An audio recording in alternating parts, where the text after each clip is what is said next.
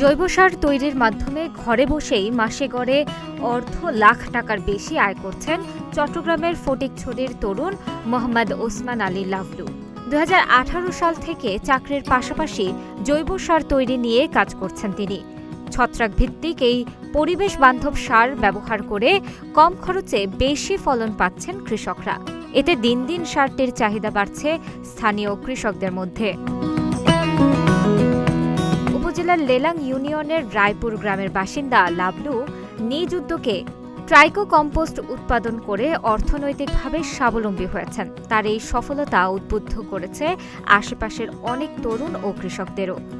বর্তমানে তার উৎপাদিত সার স্থানীয় বাজারে বেশ পরিচিতি পেয়েছে।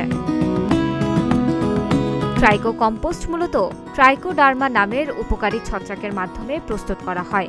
গোবর, কচুরিপানা, মুরগির বিষ্ঠা, কাঠের গুঁড়া, ভুট্টা ও কলা গাছের কুচি, সরিষার খোল এবং নিমপাতা ইত্যাদি জৈব উপাদান নির্দিষ্ট অনুপাতে মিশিয়ে এতে ছত্রাক প্রয়োগ করা হয়। প্রায় 1.5 মাসের প্রক্রিয়ায় তৈরি হয় এই জৈব সার। এটি মাটির গুণাগুণ উন্নত করার পাশাপাশি গাছের রোগ প্রতিরোধ ক্ষমতা বাড়াতে সহায়তা করে।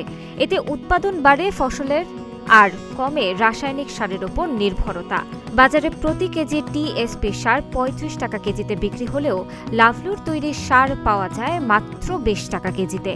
নতুন উদ্যোক্তাদের আমাদের ফটিকছড়ি উপজেলা কৃষি অফিসের পক্ষ থেকে আমরা এখানে দেখতে পাচ্ছেন একটা ট্রাইকো কম্পোস্টেরও প্রদর্শনী। এখানে আমরা আমাদের চরাঞ্চল প্রকল্প থেকে প্রদর্শনীর মাধ্যমে কৃষকদেরকে আগ্রহী করে উঠাচ্ছি, এরকম উদ্যোক্তা সৃষ্টি করতে যাচ্ছি। এটা একটা ট্রাইকো কম্পোস্ট প্ল্যান। আমরা প্রযুক্তিগত সহায়তা মূলত কৃষকদেরকে দিচ্ছি এবং এই ট্রাইকো কম্পোস্ট আরো যাতে সম্প্রসারণ হয় সে বিষয়ে কাজ করে যাচ্ছে। লাভলু জানান 2018 সালে ভার্মি কম্পোস্ট দিয়ে যাত্রা শুরু করেন তিনি। পরবর্তীতে 2019 সালে কৃষি বিভাগের সহযোগিতায় ট্রাইকো কম্পোস্ট উৎপাদন শুরু করেন। শুরুতে কিছুটা লোকসান হলেও অল্প সময়ের মধ্যেই সফলতা পান। বর্তমানে তার গড় মাসিক আয় প্রায় 50,000 টাকার বেশি। তখন অল্প করে শুরু করার পর আমি কৃষি অফিস থেকে সহযোগিতা পেয়ে আমি এটা বড় করে শুরু করি। তখন হচ্ছে আমার প্রতি মান্থলি প্রথম যখন শুরু করছি তখন আমি 60 কেজি মতো উৎপাদন করছি। তখন একটু পোস্ট করছিলাম ইন্টারনেটে। পোস্ট করার পর হচ্ছে এখানে অনেকজন আমাকে কমেন্ট করছিল যে এখান থেকে আপনার সারগুলা কিভাবে সেল করেন। তো আমি ওখান থেকে প্রথমে 40 কেজি সার সেল করি। সেল করার পরেই হচ্ছে তখন আমার পথ চলা শুরু। তো ওখান থেকে আস্তে আস্তে আমি ট্রাইকো কম্পোস্টের দিকে আগালাম। আজকে 5 বছর ধরে হচ্ছে ট্রাইকো কম্পোস্ট করতেছি। এখন আমার প্রতি মান্থলি আমার উৎপাদন হচ্ছে 3.5 টন 4 টন এরকম করে প্রতি মান্থলি উৎপাদন। শুরু থেকে নানা পরামর্শ দিয়ে জৈব সার তৈরির কাজে লাভলুকে সহযোগিতা করছিলেন স্থানীয় কৃষি কর্মকর্তারা।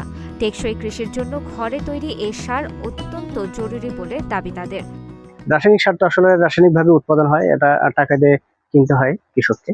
পাশাপাশি মাটির স্বাস্থ্য রক্ষায় আমাদের সবচেয়ে গুরুত্বপূর্ণ পরামর্শ থাকে কৃষকদের জন্য, সেটা হলো জৈব সার বেশি করে বাড়ানোর জন্য।